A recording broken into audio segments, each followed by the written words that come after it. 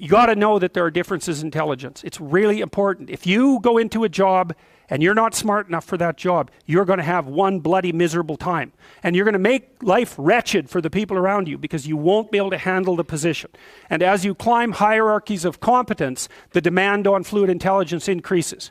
And so, unless you want to fail, you don't put yourself in over your head. Well, what's over your head? Well, that's a tricky thing to figure out. I mean, you have to figure that out with intelligence, you have to figure it out with conscientiousness, you have to figure it out with creativity, you have to figure out with stress tolerance, with agreeableness, because you want to go into a cooperative environment and not a competitive one if you're agreeable, and with neuroticism, you probably want to keep the stress level of your job relatively low, because those are all places that you can break down. And most people have at least one significant weakness in their intelligence personality makeup, and you got to be careful not to place yourself in a position where that's going to be a fatal flaw. But what you really want to do, as far as I can tell, if you want to maximize your chances for both success and let's say well-being, is you want to find a strata of occupation in which you would have an intelligence that would put you in the upper quartile. That's perfect. Then you're a big fish in a small pond. And you don't want to be the stupidest guy in the room. It's a bloody rough place to be. So, and you probably don't want to be the smartest guy in the room either, because what that probably means is you should be in a different room, right? You should look at a place where if you're right at the top, you've mastered it. It's time to go somewhere where you're a little lower so that you've got something to climb up for. So, and if you're not hyper conscientious, for example, you're probably not going to want a job that you have to work 70 hours a week at, because you're just not wired up that way. You'd rather have some leisure, and like, more power to you. If that's how you're wired up, there's nothing wrong with having some leisure. But if you're someone who can't stand sitting around doing nothing ever, then maybe you can go into a job that's going to require you to work 75 hours a week. And almost all jobs that are at the top of complex dominance hierarchies require very high intelligence and insane levels of conscientiousness, as well, generally speaking, as pretty damn high levels of stress tolerance, because that can knock you out too, because there's going to be sharp fluctuations in your career, generally speaking, at the higher levels of a structure, and you have to make very complicated decisions, often with very short time horizons. So you have to decide if that's what you want. So, okay, so how smart do you have to be different things in life? Well, if you have an IQ of 116 to 130, which is 85th percentile and above, so it's one person in 8 up to one person in 130, I believe is 85, 90, 95, is it 95? I think it's 95. One person in 8 to one person in 20. Then you can be an attorney, a research analyst, an editor, an advertising manager, a chemist, an engineer, an executive manager, etc. That's not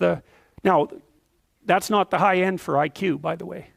That it can go up, well, it can go up indefinitely, although there's fewer and fewer people as it goes up. So if you want to be the best at what you're doing, bar none, then having an IQ of above 145 is a necessity, and maybe you're pushing 160 in some situations, and maybe that's making you one person in 10,000 or even one person in 100,000. And then also, to really be good at it, you probably have to be reasonably stress tolerant and also somewhat conscientious.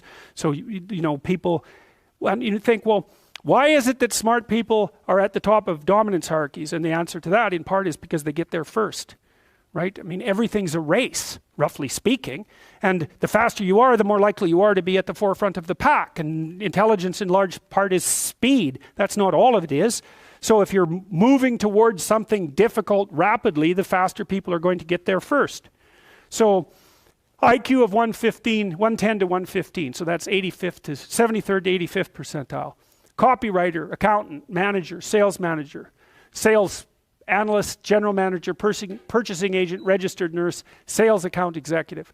If you look at universities, the smartest people they're above this. Who are the smartest people at university?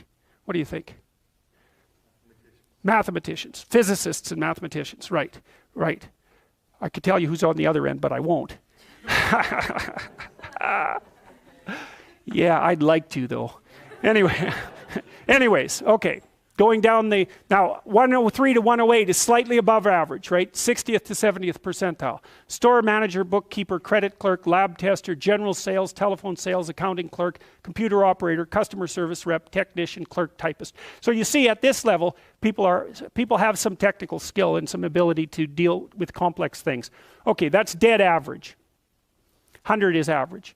Dispatcher in a general office, police patrol officer, receptionist, cashier, general clerical, inside sales clerk, meter reader, printer, teller, data entry, electrical helper. 95th to 98. Machinist, food department manager, quality control checker, security guard, unskilled labor, maintenance, arc welder, die setter, mechanic. Good IQ range for relatively qualified tradespeople.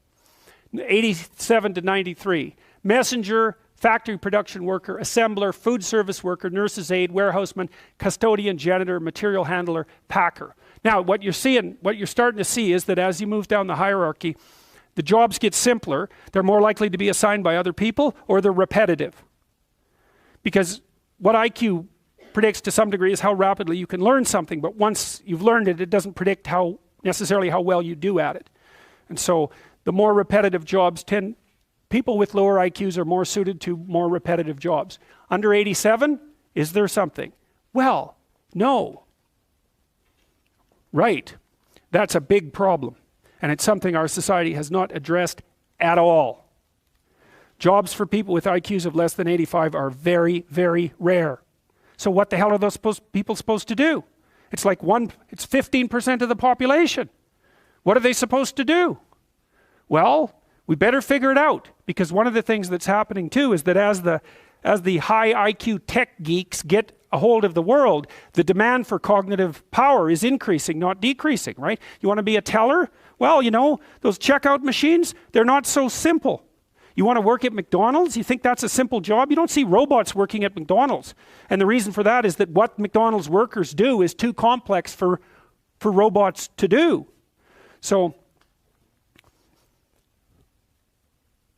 So this is a discussion that no one wants to have, but that's okay.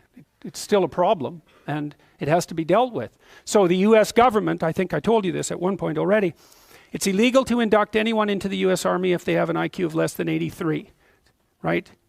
It's about 10% of the population. Because the US Army, and they've been doing IQ testing since IQ testing began, because they want everybody they can possibly get into the Army, because in peacetime, they use it as a way of moving people up the socioeconomic ladder, and in wartime, well, obviously, you need as many soldiers as you can get your hands on. And so you're not going to be any pickier than you have to be. So when the US Army says it's illegal to induct anybody into the armed forces if they have an IQ of less than 83, then you know that they've done it for absolute necessity, right? And when people have made a finding that contradicts what they want to hear and they're doing it out of absolute necessity, you can be reasonably true that it's one of those facts that just won't bloody well go away. And so you might think, well, if there's nothing for someone with an IQ of less than 83 to do in the Army, what makes you think that there's something that they can do in the general population? And then the issue is, you know, because the conservatives will say, well, they should just work harder. It's like, sorry, that ain't going to fly. And the liberals will say, well, there's no difference between people anyhow, and you can just train people to do everything. And that's wrong. So they're both wrong, and they're seriously wrong.